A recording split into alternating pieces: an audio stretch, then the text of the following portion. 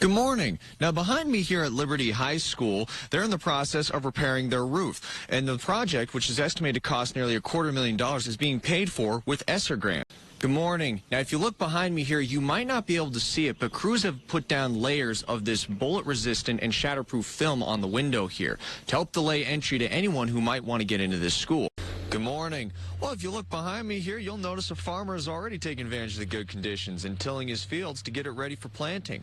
Those with the Adams County Farm Bureau say the situation this year is a far cry from last year's rainy and cold. Good morning. Now, this right here is a flex pen. It can hold 3 milliliters of insulin.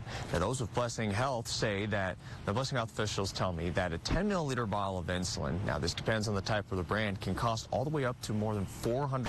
All right, well, if you look behind me right here, not only are you going to see this burnt trailer from the truck, but if you look at that pile of rubble there, that's what's left of the truck's cabin. So what the Wayland fire chief, he believes what happens is that the truck's Regan emissions had overheated, causing it to catch fire while the driver was driving. Good morning. This new law would increase the penalties for those caught with 100 grams of heroin. Those with the Lee County Narcotics Task Force say that's about the size of this softball here. Task Force Commander. The director says it's a part of the Emergency Telephone System Act, which is a state effort to upgrade all 911 systems. She says for the previous system, callers dialing in from landlines had more precision than those with mobile phones. With mobile phones, the location could be anywhere between 50 to 300 meters. Now, the upgrades will be more precise, which is incredibly useful for rural areas. If you think of the area that we serve an 871 square mile area, much of which is rural. The cell phone service isn't as reliable in those rural areas, so having the most accurate geolocation data that we can for those, particularly those wireless calls, is very critical here for 911. She says 85% of calls to the center are from mobile devices. Adams County EMS chief says in the past they've had incidents where people unfamiliar with the area attempted to use landmarks to pinpoint their locations. This made it a guessing game to figure out where exactly they were.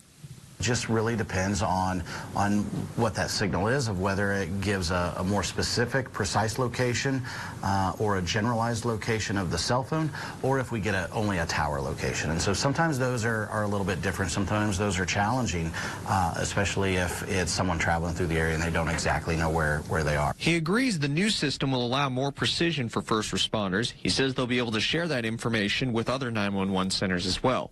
Future capability is rendering a 3D building visualization, which will give first responders the location of the caller inside of a building. They hope to add that feature down the road, and they also hope to add a system that will allow people to text 911 and even send pictures and videos to the service. So for those in a situation where they can't speak, will still be able to request help. Ryan Hill, WGEM News. Quincy police officers have 3 drones that they use for tactical purposes and crime scene gathering.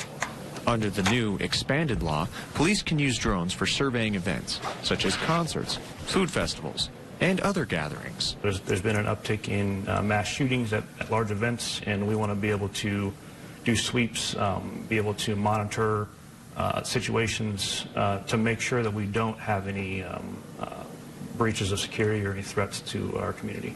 Officer Zachary Tooley says this will allow them to do security before and during events and monitor traffic. Patrol Officer Robert McGee says drones come in handy for tactical situations when officers have a suspect that has barricaded themselves into a building. It's a big safety concern anytime you go inside of a structure that you've never been inside.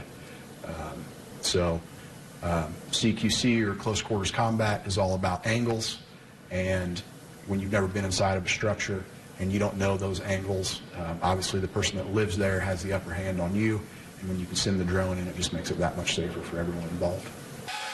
McGee says the drone expansion also comes in handy for evidence gathering and looking for missing persons. Tooley says there are some limitations to what they can use the drones for. One of the places that we're barred from using drones is any kind of First Amendment rally or protest, anything that's specifically any kind of specific gathering that is for your First Amendment rights. We are not allowed to and would not fly our drones in that area.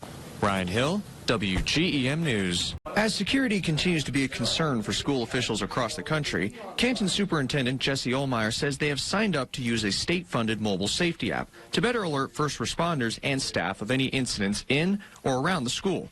He says teachers would have access to it on their cell phones, and it can work as a panic button. It can be set up so that it notifies all the administrators throughout the district.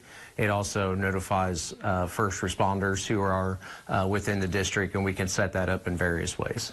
Ohlmeyer says it allows staff to quickly reach the proper authorities in a timely manner. In our situation here at school, the teacher would notify the building office then would notify the administrator would go out or go to the situation to deem what response, and then potentially notify 911 or first responders. In this case, all those people are notified at one time. The state government hasn't provided the app to them yet, but will sometime this year. Once they receive it, he says they'll set it up and train staff on how to use it.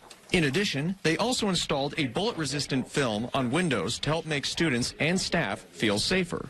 The security film itself acts as almost a baseball mitt. The protection comes from the interior, and as the bullets are coming by, the bullets slow down, and eventually all that plastic just is able to just suck it up just like a baseball mitt. The chief installer says a suspect would have difficulty breaking it with a blunt object, as the film can take someone 15 or 30 minutes to break through. He says the film's half the cost of bulletproof glass and easier to install. The superintendent says it will give first responders the time they need to arrive and give their staff and school resource officers time to react, because even a 5-minute delay can make a difference. Ryan Hill, WGEM News.